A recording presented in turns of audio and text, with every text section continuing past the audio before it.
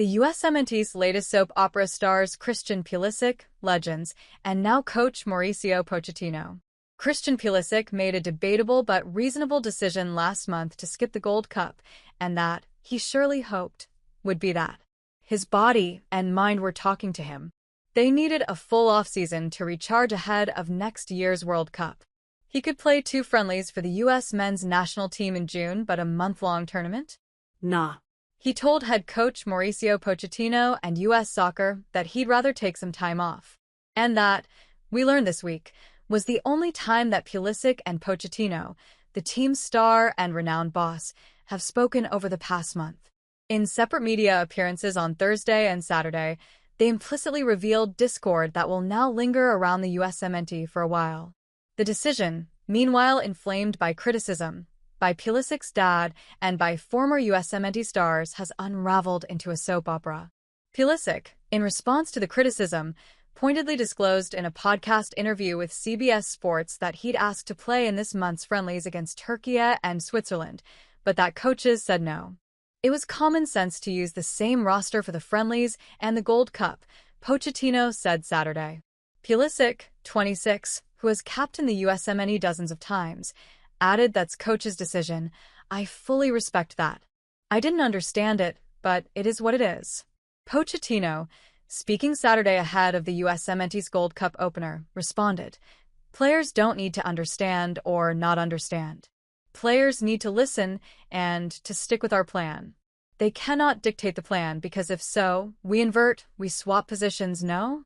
We explain why we decide not to include him in the friendly games, and then if you have some problems, that is not my problem, for him to understand or not understand." With every comment Thursday and Saturday, the two stoked an already flammable situation. Pulisic admitted, when asked, that Pochettino's lack of communication, while not an issue, has been slightly different than his relationship with previous national team coaches. Pochettino indirectly responded that he couldn't keep in regular touch with 60 players, as if Pulisic were just another one of the 60. "I want to keep that all the players feel the same respect from the coaching staff and for myself," he said. Pochettino insisted that communication is good with Pulisic, like another player. But his insistence on treating Pulisic like any other player seems to be one source of a disconnect between the two. Pulisic is the most famous and successful men's soccer player that the U.S. has ever produced. He's undoubtedly the USMNT's most important, and previous coaches have managed him as such. Pulisic once told a story about Pochettino's predecessor, Greg Berhalter, calling him to the coach's office late at night after a friendly in which Pulisic had scored but also picked up an injury. Berhalter challenged Pulisic and suggested that perhaps he needed to train harder, but not in a confrontational way, in a caring way. "You can tell he's passionate, and he cares about his players," Pulisic said years later. That episode, during his first camp with Berhalter, made a lasting impression on him. Interpersonal and special treatment, though, can privilege a star. In March, during the CONCACAF Nations League third-place match, when Pochettino chose to replace Pulisic with Tanner Tessman, Pulisic appeared to wave off the sub so that he could take a free kick. Pochettino didn't seem pleased. And a few months later, he doesn't sound pleased that Pulisic opted out of the Gold Cup, although he has publicly defended Pulisic's decision and said he understands it and called him a very talented player and a very nice guy. "The people need to prioritize the national team," Pochettino told USMNT legends Landon Donovan and Tim Howard on their podcast recently. "We were talking about Argentine players or Brazilian players or English players or Spanish players. They are desperate. Even Messi, even Neymar, even Mbappe for France, these guys are desperate to go to the national team.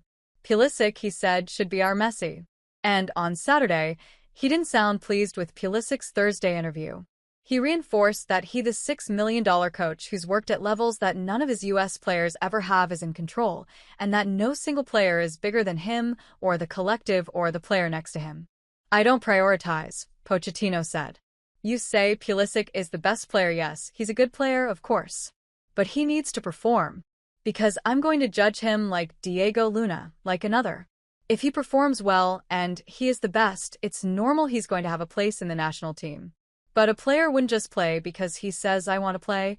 I wanted this, I wanted that," Pochettino added.